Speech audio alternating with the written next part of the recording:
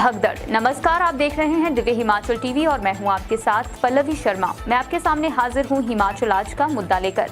जैसे जैसे चुनाव नजदीक आ रहे हैं वैसे ही सियासी दलों में तोड़फोड़ की गतिविधियां बढ़ने लगी हैं। 2 दिन पहले ही कांगड़ा और नालागढ़ के विधायकों ने भाजपा की सदस्यता ग्रहण की थी और इसके बाद हिमाचल में सियासी परिदृश्य एकदम से बदल गया। भाजपा के इस दाता कांग्रेस को कानो कान पता नहीं चल पाया और अब और भी चौंकाने वाली बात ये है कि कांग्रेस के कुछ और वरिष्ठ नेता आने वाले 2 दिन में भाजपा ज्वाइन कर सकते हैं। सूत्रों की माने अगर ऐसा होता है तो हिमाचल में कांग्रेस के लिए बड़ी मुसीबत खड़ी हो सकती है। इलेक्शन से पहले हमेशा ही माहौल एक आप ये समझिए कि थोड़ा बढ़ चढ़ के होता था, लेकिन इस मर्तबा इसमें कुछ अलग रंग घुलते जा रहे हैं, तो हम उस नज़रिए से चर्चा करेंगे। आप भी समझते हैं काजल राणा के बाद कौन? जी हाँ, 2 MLA जो कल शामिल हुए, हम बात उनकी कर रहे हैं। उसके बाद कौन? हम इस चर्चा को आगे बढ़ाते हैं इसी दिशा में। अवकार जी, गहमा गहमी का आलम है, ये हमने चर्चा कर ली है। अब खबर ये है कि कांग्रेस के 2 विधायक तोड़ने के बाद भाजपा की ओर से कहा जा रहा है कि 2 या 3 और हैं अभी, और वो जल्द ही भाजपा ज्वाइन कर लेंगे कांग्रेस के MLA, सिटिंग MLA। क्या कहेंगे आप? बिल्कुल अनिल जी, जैसे जैसे इलेक्शन नज़दीक आ रहे हैं कांग्रेस और भाजपा में अब जोड़ तोड़ जो है वो उसका खेल शुरू हो चुका है।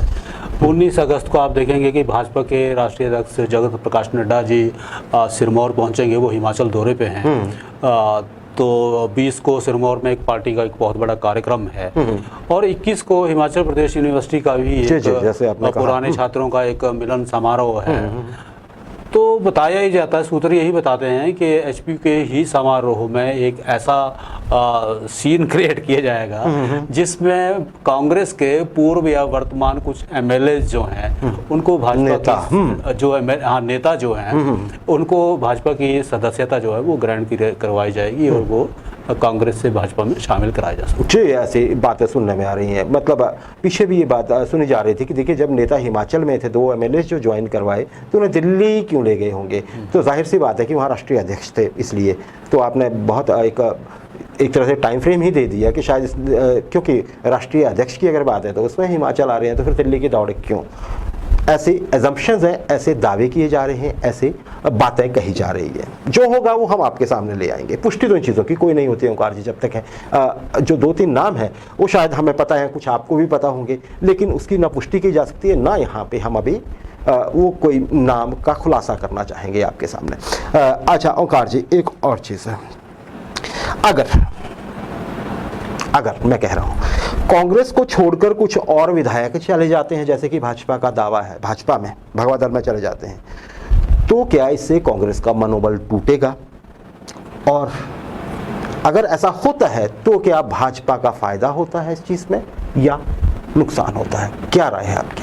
बिल्कुल अनिल जी, देखिए, जब भी कोई स्थापित नेता अपनी पार्टी को छोड़कर दूसरी पार्टी में जाता है तो उस नेता के साथ उसके जो व्यक्तिगत मतदाता होते हैं, व्यक्तिगत संबंध होते हैं, व्यक्तिगत जो उसका रसूख होता है, तो उसके साथ कई मतदाता भी जाते हैं। ठीक है, तो ऐसे में जिस पार्टी से दूसरी पार्टी में कोई जाता है तो पुरानी जगह जो है उस डेंट को भरना बड़ा मुश्किल हो जाता है, उस क्षति की पूर्ति जो है कई बार मुश्किल हो जाती है। अगर स्थापित नेता भाजपा में जा रहे हैं तो जाहिर तौर पर भाजपा को उसका फायदा ही हवा बनती है। सबसे बड़ा फायदा तो ये होता है कि हवा बन जाती है। जी, और दूसरी बात एक और है, फायदे नुकसान की एक और है, क्योंकि अगर मान लीजिए कांग्रेस की हम फिलहाल बात कर रहे हैं, कांग्रेस से कोई नेता भाजपा में जाता है या इससे उल्टा भी होता है, पर पहले हम कांग्रेस का उदाहरण लेके चल रहे हैं, तो फिर एक तो वैक्यूम पैदा होता है। स्थापित नेता के जाने के बाद बहुत जल्दी में ये डिसाइड करना होता है कि अब हम इसकी जगह किसे लेके आएँ, और बहुत सारे दावेदार होते हैं ओंकार जी। ऐसी स्थिति में स्थितियाँ बिगड़ जाती हैं। दूसरी ओर फायदा जिस पार्टी में जाते हैं उसकी तो हवा बनती ही है, इसमें कोई शक नहीं। उन्हें एक स्थापित चेहरा मिल जाता है, क्योंकि पार्टी भी, भाजपा भी उन्हें लेना चाहेगी जहां उसे लगेगा कि इन्हें लेने की ज़रूरत है। ऐसा तो नहीं है कि शायद भाजपा भी हर किसी को लेने का प्रयास करे, है ना जी। तो हाँ, वहाँ थोड़ा ये देखना होता है फिर कि जो संगठन के अपने लोग हैं, पुराने लोग हैं, जिन्होंने उसी नेता के खिलाफ या उसके नीतियों के खिलाफ लड़ाई लड़ी होती है इतने साल तक, वो कैसे स्वीकार करते हैं। ये चुनौती तो फिर भाजपा की होती है। अच्छा ओंकार जी, एक और चीज़ अगर हम ध्यान दें, ये कब शुरू हुई है सारी? उठापटक जो शुरू हुई है अभी हम सोशल मीडिया पे देख रहे हैं, फिलहाल अभी भाजपा समर्थक खुश नज़र आ रहे हैं, कांग्रेस समर्थक जो हैं वो जाने वालों को भी कोस रहे हैं और भाजपा को भी कोस रहे हैं कि ये गलत प्रथा है। लेकिन शुरुआत अगर हम देखें तो शुरुआत हुई थी पंडित खीमीराम से, और तब भाजपा के से बड़े सवाल किए गए थे क्योंकि एक पूर्व प्रदेश अध्यक्ष चले गए थे कांग्रेस में, और उसके तुरंत यही बात नहीं रुकी थी। ठियोग में इंदु वर्मन चली गई, राकेश वर्मा, स्वर्गीय राकेश वर्मा साहब की जो धर्मपत्नी है वो। तो अब आपको क्या लगता है कि जब कांग्रेस ने वो मैदान फतेह किया था उस समय पे, जाहिर है हमने भी यहाँ पे कार्यक्रम में कहा था, सबकी यही राय थी कि कांग्रेस ने एक बढ़त बनाई है, क्या लगता है कि कांग्रेस ने वो कदम थोड़ा कच्चा हाथ डाल दिया था बिना अपने दुर्ग को संभाले पहले? क्या कहेंगे? क्योंकि उसके बाद ही आप मत भूलिए कि वो जो रात को कोर कमेटीज़ की बैठकें होती थी, कमेटी की बैठकें जो होती थी रात को शिमला में 2 बार हुई थी बड़ी, और तब ये कहा गया था कि ये बैठकें इसीलिए हो रही हैं कि अब हमने पलटवार करना है। क्या लगता है ओंकार जी, कांग्रेस ने कच्चा हाथ डाला था समय? देखिए अनिल जी, कांग्रेस में माफ़ कीजिएगा, हिमाचल में ये रिवायत रही है कि आज तक कोई भी सरकार जो है वो दूसरा अपना कार्यकाल जो है कंटिन्यू नहीं कर पाई। ठीक है, तो ऐसा देखा जाता है कि वर्तमान सरकार मान लो भाजपा की है और भाजपा में 5 साल रहने के बावजूद भी कोई बड़ा नेता या कोई कार्यकर्ता अगर खुश नहीं है तो 5 साल के जब 4 साल खत्म होते हैं, पौने 5 साल शुरू होते हैं, तो कई नेता जो हैं वो अपनी सरकार से नाखुश होकर दूसरी पार्टी में चले जाते हैं। जी सही है, ठीक है, और ये दोनों ही पार्टियों में रहता है कई बार। जी सही तो है। जब खीमीराम और इंदु वर्मा ने कांग्रेस ज्वाइन की थी तो उस दौरान जो परिस्थितियां रही होंगी वो एक अलग रही होंगी, मगर इस दौरान जब लोग मान लो ये 2 एमएलए लखविंदर राणा और पवन काजल वहां ज्वाइन किए हैं तो इनके ज्वाइन करने का एक ऐसा लगता है कि इन्होंने चौंका के रख दिया है। जी, क्योंकि इनको शायद ऐसा लगता है कि हम दोबारा भाजपा के बैनर तले आसानी से जीत जाएंगे। उसका मतलब क्या है? मिशन रिपीट है क्या? क्या? हाँ जी बिल्कुल, कंटिन्यू रखिए। जी, तो मैं ये नहीं इसको समझता हूँ कि कांग्रेस ने कोई कच्चा हाथ डाला होगा, इसलिए मैं इसको मैं इसलिए पुष्ट कर रहा हूँ कि कांग्रेस में अगर खीमीराम और इंदु वर्मा वहाँ आए हैं तो हो सकता है कोई ना कोई उनके साथ समझौता किया होगा। जी नहीं, लेकिन ओंकार जी मेरे कहने का अर्थ ये है कि क्या कांग्रेस को ये ज़्यादा बेहतर नहीं होता कि अपने पहले गढ़ पक्का कर लेती, ये पक्का कर लेती, क्योंकि ये पता था कि भाजपा बाद में पलटवार तो करेगी ही, तो फिर ये स्थितियाँ पैदा नहीं होती जो अभी 2 एमएलए चले गए हैं और बाकी के जाने की चर्चा है। अच्छा, एक और बात है ओंकार जी, कांग्रेस पर भी बताया जा रहा है कार्यकर्ताओं का भारी दबाव है कि अब आप इसी सिक्के में जवाब दीजिए, क्या कहेंगे आप? बिल्कुल बिल्कुल, आने वाले अनिल जी ये इसमें कोई हैरानी नहीं है, आने वाले दिनों में कांग्रेस भी चौंका सकती है। अभी जैसे हम बात कर रहे थे कि हम किसी भी जगह का या किसी भी नाम का खुलासा नहीं करेंगे। जी बिल्कुल सही, ये एक नैतिकता भी रहती है। हाँ, और जब तक कुछ हुआ नहीं है तो आप कैसे बोल सकते हैं किसी को? जब तक घटनाक्रम नहीं हुआ तो हम उसका खुलासा भी नहीं करेंगे। तो आने वाले दिनों में आप देखेंगे कि एक सियासी बदला जो है वो कांग्रेस भी अवश्य लेगी। ये देखने में बड़ी बात होगी। जी जी, बदला लेगी। अब देखते हैं वो किस तरह का होगा। और फिर यही देखना पड़ेगा कि क्या दूसरे पार्टी के नेताओं को अपने यहाँ लाने से पहले जो गलती कांग्रेस ने एक तरह से की थी, क्या भाजपा ने कहीं वो गलती तो नहीं की है? क्योंकि अगर मान लीजिए कांग्रेस में सफल हो जाती है तो पता फिर ये लगेगा कि अब तो जी जोर आजमाइश है, बचाव नहीं है, अटैक है, डिफेंस नहीं है। अच्छा, अब एक और नई चर्चा हो रही है कांग्रेस की चुनाव समिति को लेके। कल ही चुनाव समिति के मेंबर सबके सामने आए हैं, हमने यहाँ भी जानकारी दी थी अपने दर्शकों को। ओंकार जी, उसमें सभी बड़े वरिष्ठ नेताओं को जगह दी है, मिली है, वह सही है, जितनों को भी मिली है, हम तो ये कहेंगे सबको सब एक तरह से डिजर्व, कांग्रेस की तरफ से भी और आम प्रबुद्ध लोगों की तरफ से भी एक बात जरूर कही जा रही है, लेकिन इसमें 2 नाम हैं जो चौंकाते हैं, और वो नाम है G23 में शामिल 2 नेता। वो नेता जिन्होंने अपने हाईकमान को वो चिट्ठी लिखी थी कुछ समय पहले, फिर वो एक गुट सामने आ गया था जिसको पैरेलल कहा जाता है। उसके बाद ऐसा भी लगा कि उनको थोड़ा कार्रवाई भी हुई उनके खिलाफ, जैसे कि उस तरह से उन नेताओं को जो राज्यसभा के मेंबर थे उनको दोबारा से कांग्रेस ने नॉमिनेट नहीं किया, राज्यसभा में नहीं भेजा। कुछ 2 हिमाचल के भी थे उसमें, और वो इस लिस्ट में भी हैं। एक है पूर्व मंत्री और कांग्रेस के वरिष्ठ नेता हिमाचल कांग्रेस के कौल सिंह ठाकुर साहब। चलिए, वो तो अलग बात है कि G23 में नाम था, वो एक अलग इशू है, पर वो कांग्रेस की राजनीति से हमेशा जुड़े रहे हैं, उनका नाम चौंकाता नहीं है। ये हम यहाँ पे चर्चा हो रही है, वो अलग बात है। नाम चौंकाता है जो एक्सपर्ट हैं वो मानते हैं, वो है आनंद शर्मा साहब का नाम। अब ये नाम चौंका क्यों रहा है ओंकार, जरा बताइएगा दर्शकों को। बिल्कुल चौंकाने वाली बात अनिल जी यही है कि आनंद शर्मा हिमाचल से नहीं है। जी जी, मतलब हिमाचल में है लेकिन अब दूरी बनी हुई थी एक तरह से। जी, हिमाचल से वो राज्यसभा के सांसद रहे तो अपनी पोजीशन को वो एंजॉय करते जी। रहे।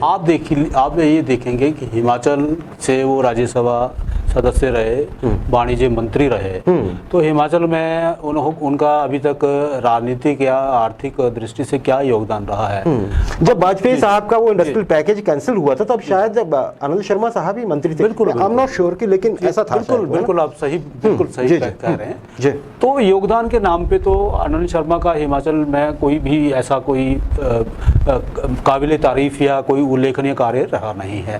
ठीक है, और हिमाचल की चुनाव समिति में उनका नाम शामिल किया गया है। देखिए, बुद्धिजीवी वर्ग इस बात को इसलिए नहीं पचा पा रहा है कि हिमाचल में बहुत सारे लोग हैं, हिमाचल कांग्रेस में बहुत सारे बुद्धिजीवी लोग हैं, बहुत जिन्होंने अपने 50-50 साल जो है अपने जीवन के इस पार्टी को दे दिए हैं। तो क्यों ना हिमाचल से ही उन लोगों को मजबूत किया जाता। आनंद शर्मा का हिमाचल से कोई दिली लगाव हमें आज तक नजर नहीं आया है, क्योंकि वो धरातल पर दिखाई देता है। जी, इसमें एक जो सही है ओंकार जी, एक्सपर्ट का ऐसा ही मानना है कुछ जो इसी लाइन पे जो आप कह रहे हैं। और दूसरी एक चीज देखिए जी, चुनाव समिति का काम क्या होता है। जो चुनाव होने हैं उसके लिए कैंडिडेट्स के नाम शॉर्टलिस्ट करना है। कई जगह तो ठीक है जहाँ पे जो हैं अब वो लड़ेंगे ही उनके, लेकिन कई ऐसे क्षेत्र हैं जहाँ पे ये या ये इन तीन में से एक लेने, दो में से वो नाम शॉर्ट लिस्ट करके भेजे जाते हैं हाई कमान को, जो कि प्रथा है या एक जैसा सिस्टम आप कह लीजिए। वहाँ से ओके हो गया एक नाम आएगा, ये है। वो होता कैसे वो अलग बात है। तो सवाल ये उठ रहे हैं कि क्या आनंद शर्मा हिमाचल के सभी क्षेत्रों को पर्सनली जानते हैं कि वो अपनी राय दे पाएंगे फेयरली।